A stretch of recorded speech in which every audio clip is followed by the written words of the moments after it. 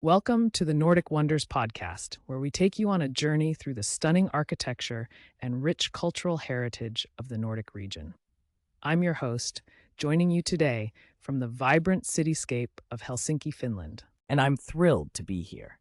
Helsinki is a fascinating city with a unique blend of styles that reflect a colorful tapestry of history, culture, and design. Absolutely. Helsinki's architectural narrative is intricately tied to the themes of Finnish independence and cultural identity. Imagine a place where Nordic modernism intertwines seamlessly with Russian imperial influences. What a rich backdrop for exploring architecture, right? It really is. Let's start our journey with one of the most prominent structures, the Uspensky Cathedral. Designed by architect A.M. Gornostayev and completed in 1868, it's not just a place of worship, but a visual feast, wouldn't you agree? Exactly. This cathedral is the largest Russian Orthodox cathedral in Western Europe and is constructed from striking red brick. Its lavish interior features ornate decorations of gold, silver, as well as red and blue elements. Can you picture that lavish beauty set against Helsinki's skyline? Absolutely. The contrast between Uspensky Cathedral and Helsinki's Lutheran Cathedral is particularly striking. The Uspensky Cathedral serves as a physical reminder of Finland's Russian historical period. Interestingly, the warehouses around it have been transformed into modern shops and restaurants, creating a synergy between history and contemporary life. That's a perfect example of Helsinki's charm. Speaking of Lutheran architecture, let's delve into the Helsinki Cathedral itself, designed by Carl Ludwig Engel in the 1830s to 1840s. It's also known as St. Nicholas's Church. What stands out to me are those pristine white Corinthian columns that adorn the exterior. Right, and if you step inside, you'll notice the minimalist interior space that reflects Lutheran principles of simplicity. Plus, there are statues of notable Protestant reformers like Martin Luther and Mikhail Agricola. Agricola's translation of the Bible into Finnish is particularly significant, as it helped to foster a sense of national identity. That's an amazing connection to Finnish heritage. The Helsinki Cathedral dominates the Senate Square and is part of Engel's grand urban planning vision. It's not just a church, it's a symbol of Lutheran faith in Finland's cultural landscape. Absolutely. And that leads us to the Central Railway Station, another architectural must-see.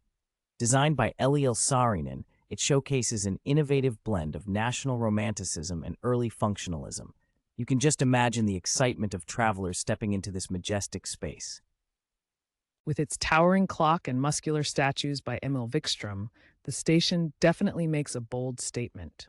It tells the story of a nation embracing its future while being rooted in its past.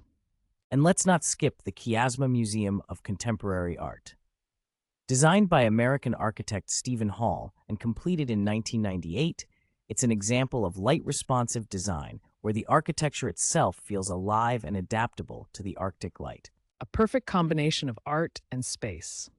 The name Kiasma comes from the Greek word chiasma, meaning crossing point. It is almost like a bridge, facilitating various artistic expressions from contemporary installations to mixed media performances.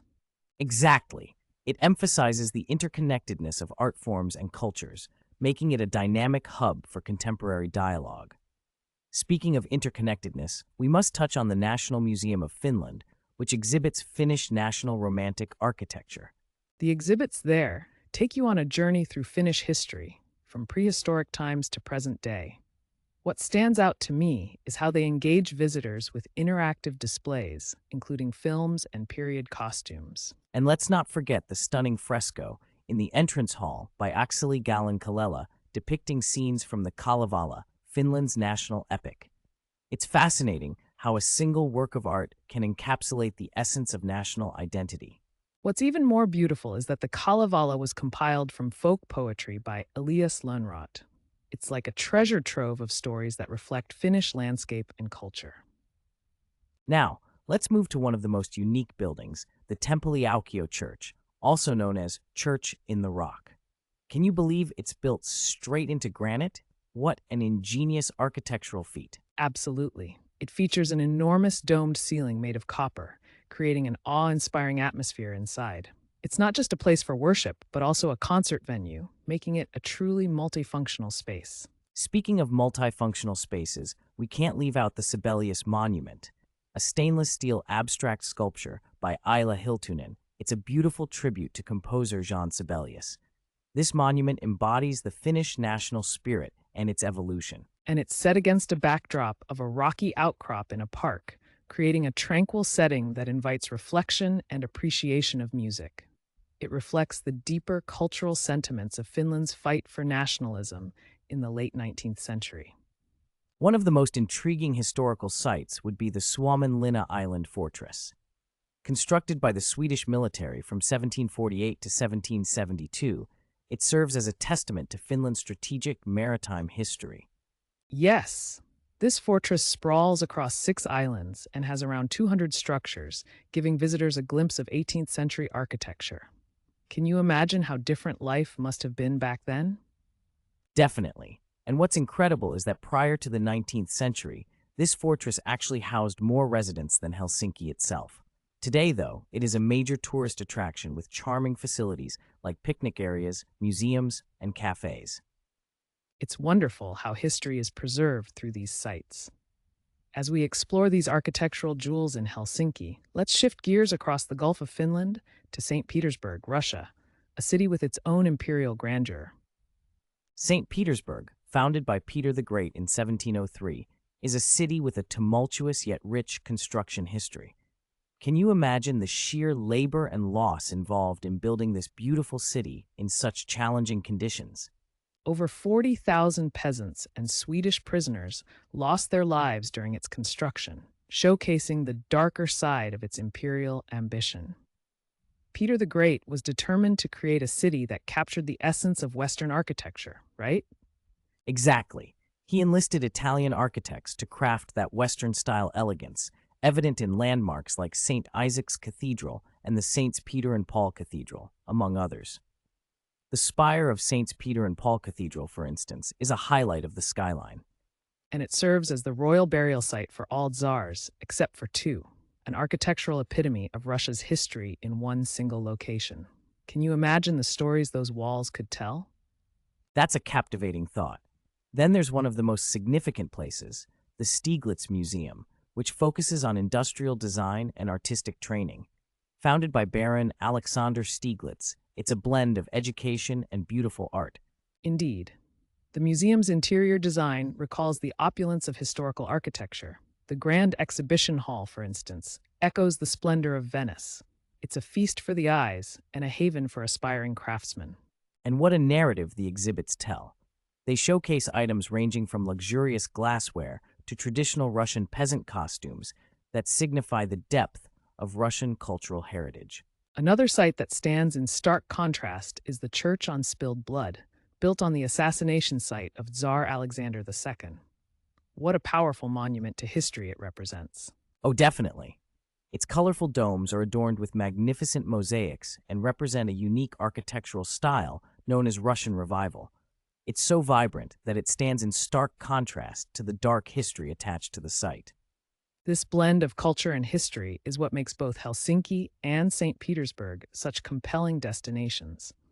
Their architectural narratives showcase not only design ingenuity, but the evolution of shifting political and cultural landscapes. Exactly. Each landmark has its story, reflecting the struggles and triumphs of the people connected to it. In a way, architecture becomes a mirror of society. What's fascinating is that these cities continue to evolve while honoring their rich pasts.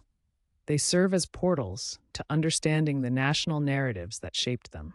Yes, and it's a reminder for us today how closely intertwined culture, history, and architecture can be.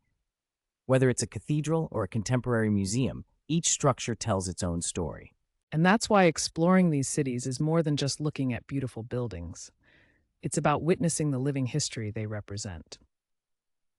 As we wrap up today's episode on the architectural and cultural significance of Helsinki and St. Petersburg, let's take a moment to reflect on what we've discussed.